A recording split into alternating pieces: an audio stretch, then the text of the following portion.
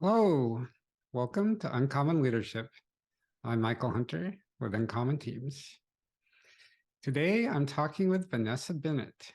Vanessa is the CEO of Next Evolution Performance, a global high performance coaching business using neuroscience to help driven leaders and teams to optimize profitability, productivity, and energy, and to decrease their effort, sickness, burnout, and mental health problems.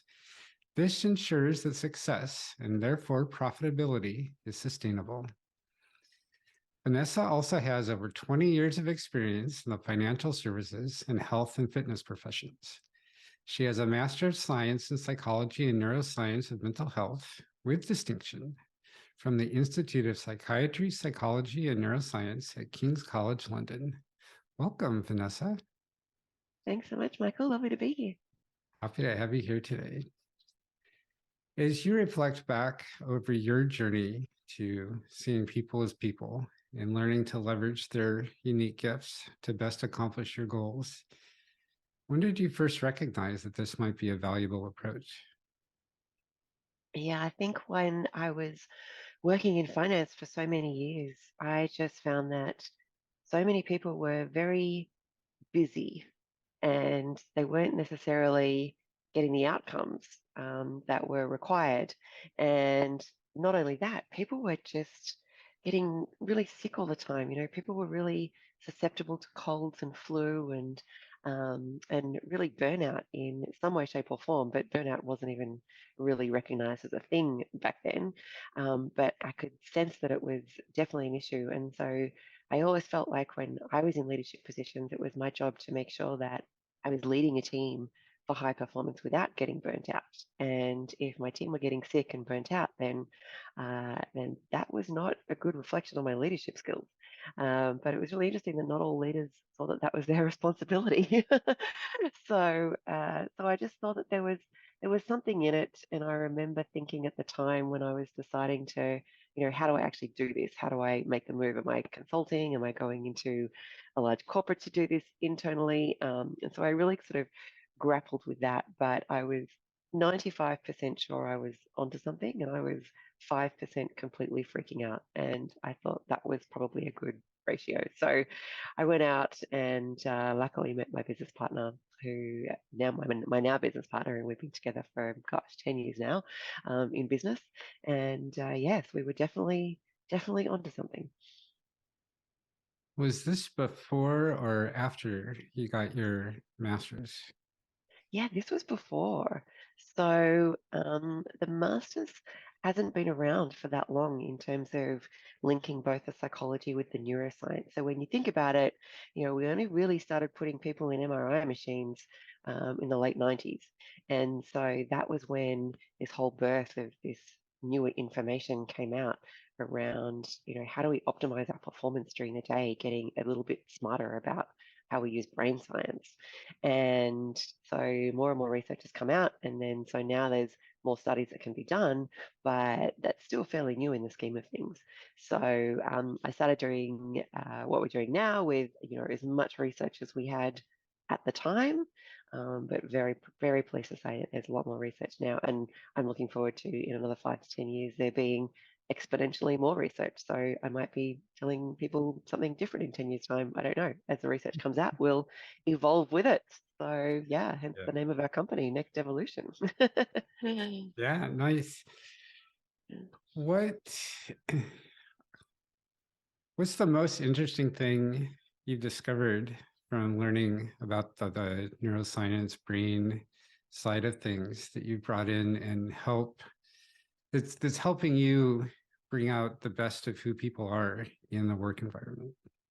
Yeah, I think it's this concept of cognitive energy.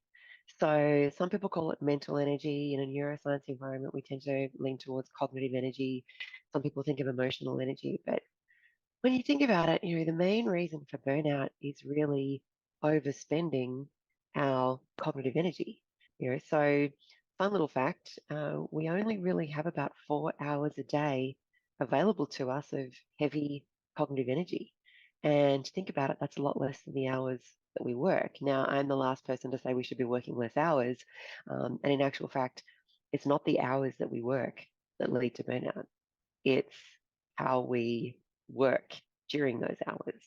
And so if we are working in a way that feels really hard, we're not doing it right.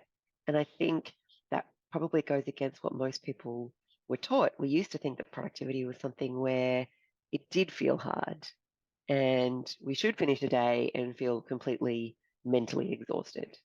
Whereas now the research is showing that we are performing at our best when we are not in that really exhausted phase. Our brain needs rest. Our brain needs a break to function really well. And if we can learn how to optimize these 4 hours every day, then we can basically get done in 4 hours what most people take about 6 hours to do.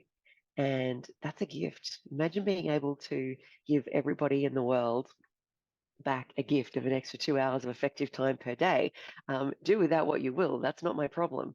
Um, whatever you choose to do, that's a good thing. But how wonderful to have that choice. And I think this gift of people not getting to their mid 40s and then going, oh my gosh, I'm really burnt out, I need to change careers or pull back or leave careers. We want people to be successful in a very sustainable way for as long as we possibly can. We're all living longer. We want a better quality of life. We're probably going to have to work for longer because we're living for longer, and the world's not getting any cheaper. So I think it's giving this gift of sustainability to make sure that people understand that high performance is by definition without burnout. We used to think it was high performance was push, push, push, push, push. And now it's like, no, high performance is really getting great outcomes, but in a way that feels easier for people. And when people can work like that, they just get to do their best work and they focus more on their strengths and they love it. And life's too short not to love what you're doing. Absolutely. How do we convince our manager that this is the way to do things? That is such a great question, Michael. And I think it is becoming easier and easier as more awareness builds around this. So if I think 10 years ago, we had a lot more of a lot more convincing to do because there wasn't as much research around the idea of burnout being a thing. There wasn't as much research around how the brain functions and therefore what impact that has on things like productivity and overall bottom line performance. But I think now, since burnout was officially called a thing by the World Health Organization, but also from the International Classification of Diseases, it's now technically a syndrome. The fact that it is recognized for that, there is a lot more awareness. And I think there's a lot of pushback, when we think about, say, the Great Resignation and things like that. People have learned that they can do things differently, and people are basically tired of being tired. It used to be something where you just kind of put up with that because that was how we worked. But now it's like people are tired of being tired and they want a different way to do it. And now there's so much more links to what impact does that have on your bottom line, even if you're not coming at from the angle of I really want all my staff to be healthy, which I hope people are coming from that angle these days. And that's obviously where we want people to go with that. But you can't really deny the science and you can't really deny the effects on people's bottom lines. So there's a lot more awareness around this now. I can see the difference even in the last 5 years compared to the previous 5 years. It's just been a massive shift. So thankfully, we do a little less convincing on this. But if we do need to do the convincing, there's a lot more science behind it now. Hopefully things keep heading in that happy direction. Let's hope so, Michael. Let's hope so. Let's hope so. If I don't know how to sustain my movement, how to keep going in a sustainable fashion and so not burn out, how do I get started? Yeah, absolutely. And I think a really easy way to think about it is, and this is how we start with all of our workshops as well, is just think about if we know that we've got about 4 hours a day of heavy cognitive energy available. So think of that as like your four most productive hours in your day. If you can identify them, you are halfway there. So if that's a great place to start. Now, that's not to say that you can always do heavy cognitive work at heavy cognitive time, because we deal with other people, we've got meetings, we're managing different time zones depending on where people are based, all of that kind of thing. So we're not going to get it perfectly right, but if we could even do maybe an hour a day of heavy cognitive work at heavy cognitive time where we're not being interrupted, I think that's a great place to start. Even just things like turning off notifications, and going into email when we're ready to go into email. Even if that's every 15 minutes at the starting point, just while you practice that, that's still better than emails coming at us, because there's another concept called continuous partial attention, where if we're kind of sitting in a meeting, but we're kind of looking at emails that come in and we're kind of looking at our phones, there's a lot of research now that shows that that's a really fast way to drain our cognitive energy. And it's also a really fast way to drain our productivity. Like, it's this double whammy. Not only do people think it's productive, but they don't understand how detrimental it is, to both our energy and our productivity. So even just switching off notifications, identifying your 4 best hours a day, even your 1 best hour a day can be a great starting point, and try to do your heavy cognitive work at that time. And if you're not a morning person, don't try to be. It's totally fine. If you are a morning person, capitalize on that. And how do you make sure that you're getting your heaviest work done at that time? I think another thing is also, just thinking about, what are your heavy tasks? Most people just prioritize their to-do list according to what is next most urgent on their list. And in actual fact, we don't, our to-do list aren't like, I do that now because that's due in 10 minutes, or I do that now because that's due in 10 minutes. Um, we normally have a number of things that we're working on, all due at certain times, but we do have a little bit of leeway in terms of, do I want to work on that right now, or do I want to work on this right now? And maybe I just flip the order of how I work on something, and I still get them both done in a couple of hours, but I've chosen which one is best to match my cognitive energy. And even just really tiny little tweaks around those kind of things can make a massive difference to people personally. Yeah. One thing I like to have people do is drop the list of everything they think they need to do, and then give everything a priority, give everything a how much I like doing it or look Oh, forward yeah. to. And now I'm going to add, and how cognitively arduous is it? And Yes. then either multiply those out, and then that gives you a stack ranking to go from top to bottom, or decide today or for the next task, which one of those columns do I want to prioritize, and then pick the one that's highest in that. Yeah, absolutely. That's right. So, I mean, you might have 3 things that are high priority that take heavy cognitive energy. Or you might have 3 things that are high priority, but one takes heavy cognitive energy, one takes medium cognitive energy, one takes light cognitive energy. Well, if you're in your heavy cognitive energy time, choose the one that is heavy cognitive energy to do. And yeah, and do that throughout the day, because we don't have the same cognitive energy throughout the day. So we can't just have no idea about which order we want to do things, and pay no regard to our cognitive energy, because we just don't have it the same at every time of the day. What restores our cognitive energy? Is this something we can refill over the course of the day? And so kind of always keep topped off and just keep going? It really is, Michael. And you know what? This comes up in our workshops all the time. And I think the first thing, if we treat it like a budget, for example, and there's no borrowing facility of any variety in this budget, the only way, that we can manage it is, if we want, think about with more money, if we want more money, we can either earn more or we can spend less. And I think the quickest thing that we can do initially is to spend less. So the biggest focus for people as a starting point is to, how do we spend less energy credits unnecessarily? Then once we've saved, and because that's what we call them, we call it cognitive energy. We think about these concepts of energy credits. How many Mhm. energy credits does something take? Treat it like a budget, treat it like money, treat it like you don't want to just give it away. You want to really protect these energy credits. And so then we say, right, well, if we have say 70 energy credits in a day and we want to get to 100. Well, the first thing is it's like you can't spend 70 because we need to invest in energy giving activities, right? So if someone's already spending their energy credits, then you can't say to them, oh, go for a 5 mile run, you'll feel amazing. It's like, no, you'll kill them. All right. So we need to make sure that we, instead of spending 70 energy credits that they have, we want them to only spend 40 or 50 energy credits.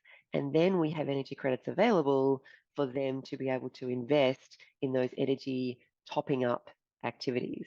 So things like that might be some exercise throughout the day. It might just be some movement throughout the day. It might be having a conversation with a really energizing friend throughout the day. It might just be going for a walk around the block. It might be something really simple like that that doesn't take very long, but does take a couple of energy credits to kind of, get there and do it, but it gives you energy credits. So we always use the example of, say, exercise. There's still a certain amount of energy credits that's required just to get your shoes on, and or get to the gym or get your gear on and get outside and do that. But once you get there, you get a lot more energy credits for that. You might be doing charity work, something like that. So there's definitely ways that we can top it up. But if we are all out of energy credits to start with, then we need to firstly learn how to spend less, and then we can work out how to top up. Yeah. Just like if we run our car gas tank completely empty, we can't get to the gas station and fill up. I love that analogy. Yes, exactly. We have to get to the gas station. That's exactly right. And we'll feel a lot happier if we get to the gas station with more than just a few drops Well, of, exactly, because how much anxiety do we get? And therefore, how yeah. much energy are we spending being stressed about maybe running out before we get to the gas station? We think about that with our cars. We think about that with our phones. We wouldn't let our phones run dead in most occasions. So why do we let ourselves get to that point? Yeah. I talk with my clients about there's how we sustain our movement. And then there are the signals that we're going over budget, to use your term, which I really like. And then there's Yes. mitigations for, well, what happens if we can't do what we need to fill back up? Yeah. So Yeah, for exactly. the car analogy, our signal is that gas tank dial is dropping towards zero. And our mitigation might be, well, I have a couple extra gallons in the trunk just in case. Exactly. That's right. Um, and even if we're in the middle of the most important meeting, when we realize that, oh my gosh, I'm running out of gas, there's always things that we can do, even in the course of the meeting, without anyone else realizing, to get through well enough that then we can go and take care of ourselves the way we really need to. Absolutely. What has most surprised you as you've been learning how to help people be who they are and bring their whole self to work and keep their energy balance topped off? I guess it's not so much of a surprise once you understand the neuroscience of belief systems, but just how attached people are to thinking that it needs to feel hard for them to be justifying their existence in the workplace. They need to feel really busy to justify their existence in the workplace. And there is so much focus on what is being done rather than the outcomes being achieved. So, a big part of what we do with our clients is to really help people to understand how do we articulate outcomes? How do we agree on outcomes? And then I always love the question of how do we do it easier? Or I really love the question of how do I do it lazier? But that freaks a lot of people out. So, so we start with how do we do it easier and build up to lazy, and it's really getting them to focus less on what they're doing. Don't just do it that way because that's the way it's always been done. We really focus on how do we get this really great outcome, but how do we do it in a way that feels easier for us? So if we can start to think about that, then we can start to change the neural pathways around, oh, it doesn't have to feel hard. Like I got that outcome and it didn't feel that hard. That's really cool. So it's like you almost need to kind of get people doing that before they believe that that's even possible. And I think, one of those things around outcome-based leadership is it does take a really good accountability culture. And I think one of the things that probably has surprised me over the time since I've been doing this, but even quite frankly, working in corporate, I found that as well, is just the lack of accountability that's out there generally.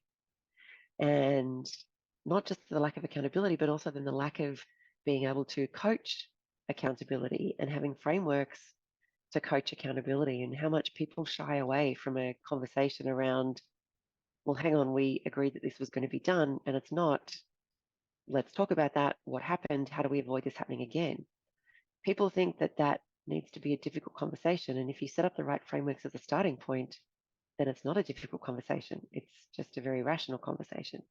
But the reason people aren't accountable is because there are no consequences, because no one wants to have that conversation. So even the most seasoned leaders that I see still tend to shy away from that in some way, shape, or form. So I think those two go hand in hand. I think that lack of accountability is probably something that did really kind of surprise me, even in all ranks, and the lack of being able to coach that, and just sort of that lack of belief around, it doesn't have to feel hard. It's okay if it feels easier, so long as we're getting the outcomes. That's what we're paid to get. If having those accountability conversations feels really hard, how do we find our way to having those conversations and doing it in a way that isn't so hard for us? Yeah, and it's such a great question, and that's the angle that we need to take, right? Like, there's a lot of people who go, "Oh, how do we? Let's have a course on, how do we have difficult conversations?" Whereas I much prefer the conversation to be around how do we set up great frameworks so that we don't have to have those difficult conversations. Because when you think about it, a difficult conversation is only ever arising because there's been a mismatch of expectations. That's it. That is the only reason we have a difficult conversation. So if we can set up frameworks to be really clear around the agreement phase of what's being done, why is it being done, how is it being done, who's doing it, and when is it being done by, when you get much clearer on that up front, you have far less situations where that goes awry. So let's be really clear up front. Let's give people the psychological safety to push back. If you ask someone to do something by Friday and they really can't do something by Friday because they've got something else that they need to get done, or let's give them the ability to say, no, I can't do that. But if you want me to do this instead, then I can. Or how do we think about an easier way to get this done so that we still get you the outcome, but doing it in a different way? So when you empower people to have these conversations, then we're just reducing the ambiguity. We're reducing that mismatch of expectations, and we're giving people the psychological safety along the way as well to raise their hand if there's any problems that come up along the way towards that due date. And if you set up these great frameworks and this great culture as to this is how we get stuff done around here, it doesn't become a difficult conversation anymore. So if I had only one thing I could do to start changing the way my organization works, is having conversations about what are the clear, describable outcomes that we're expecting. Is that where you Hmm. would start? Absolutely. Absolutely. I think workplaces have gone way too far the other way in terms of, we want to empower people and we want to give people the ability to choose how they work and things like that. So it's like, which is a really great thing, but now we've almost gone to the point where we've forgotten to tell people the outcomes of what they're there to achieve. And and I find that, I'm from a sales background in corporate, so I guess it was a lot less ambiguous. It was, you have one number and you have 12 months, sort that out. And that was a lot less ambiguous. But I find that, obviously in other jobs, those outcomes are probably a bit harder to define up front, but they do still need to be defined. So even if it's not a revenue producing role, we still need to get really clear on what are the outcomes that would have occurred in 12 months' time if we can both look back and go, yes, we both did a great job. What would need to happen? So if we can get more focused on those outcomes, and then coaching the accountability to make sure that we're holding people to those outcomes and supporting people to highlight any roadblocks that they might have along the way, then we're in a far better position to let people work out how they get those outcomes. That's where the autonomy comes in, but we still need to be really, really clear on what are we expecting in terms of outcomes. Yeah. Here's a question I've learned not to have expectations for. What else should I ask you?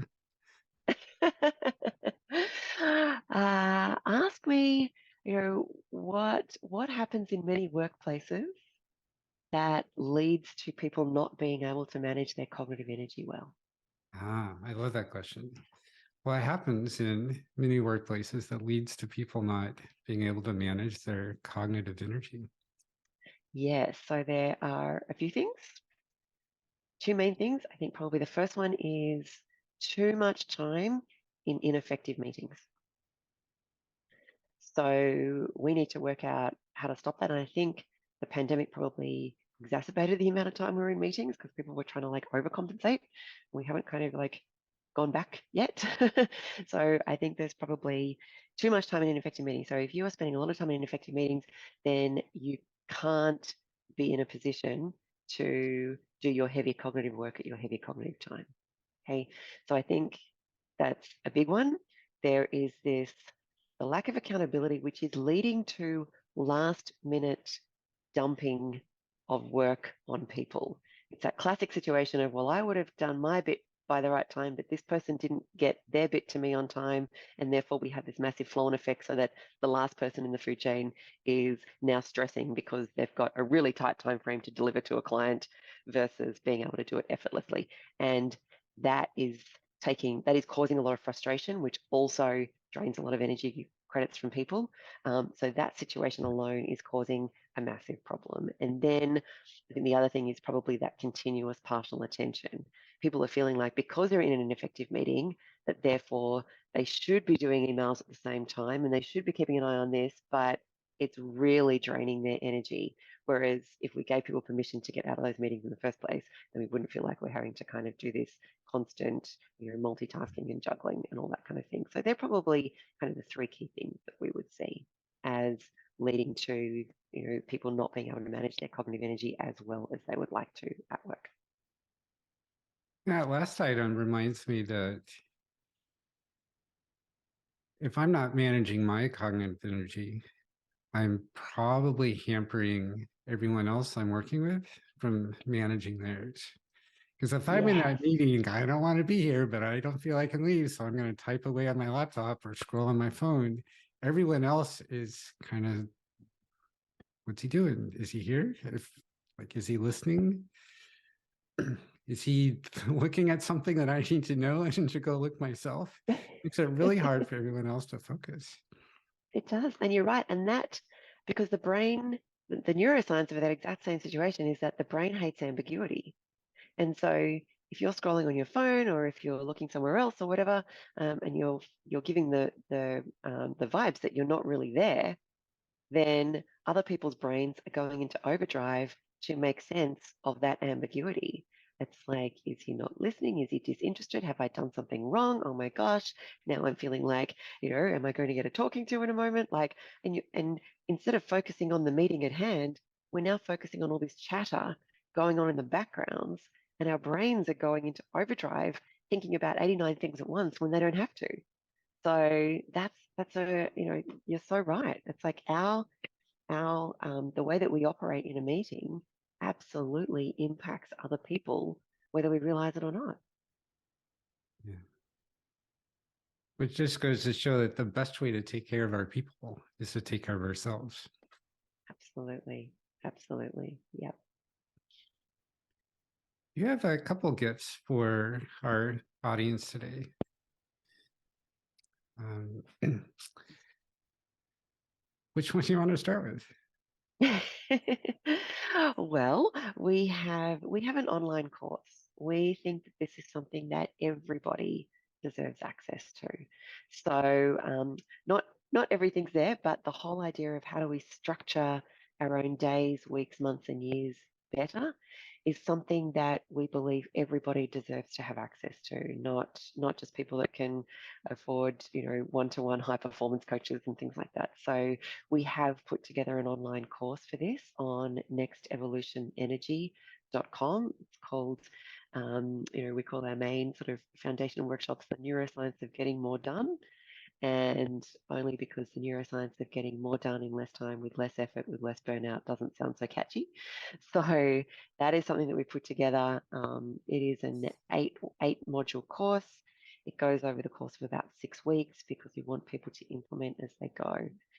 So that's a really great way that we can give a gift to you to say, hey, get onto this. It will be, such a great investment in being able to maximize your cognitive energy, your health, your success, everything. So, we really believe that that's something that everyone on the planet deserves to have access to.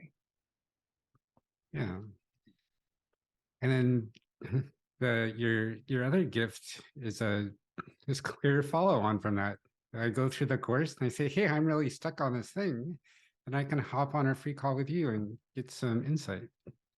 Absolutely, absolutely.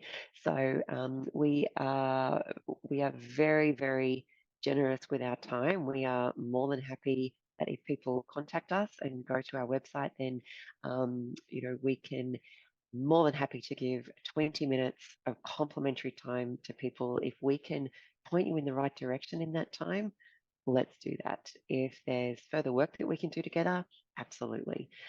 We have online workshops that we can do as well. We've also got a monthly series where people can be with us for 40 minutes.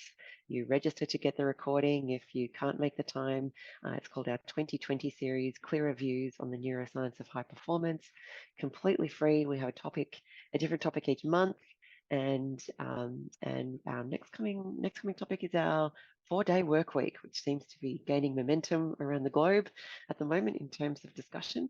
But we just pick a topic where for 20 minutes we coaches just riff on certain issues around that topic that we're seeing globally.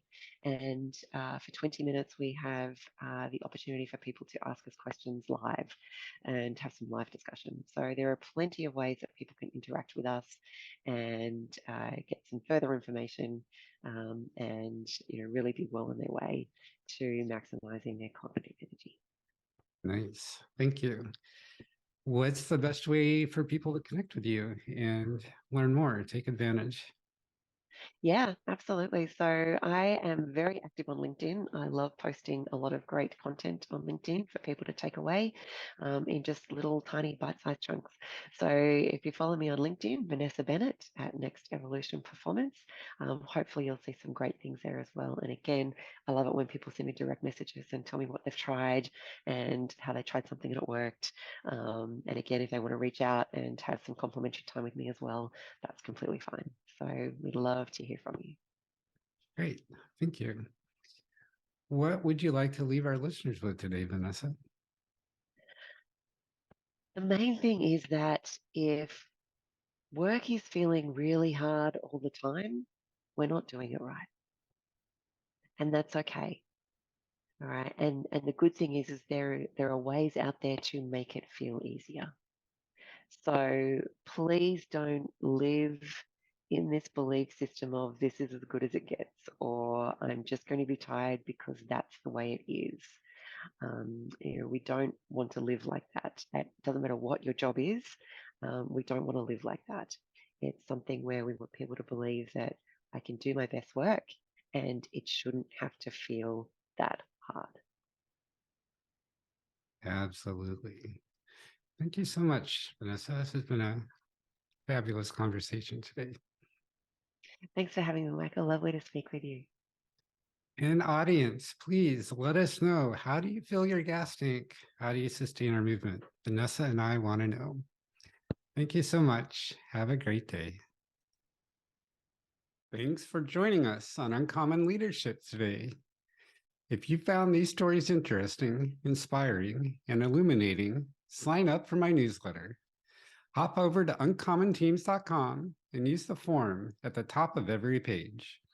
You'll be the first to know about every new episode of Uncommon Leadership. You'll also discover how you can build uncommon teams. If you'd like to chat about doing that yourself, email me, michael@uncommonteams.com, or use the contact form on my website. Thanks so much.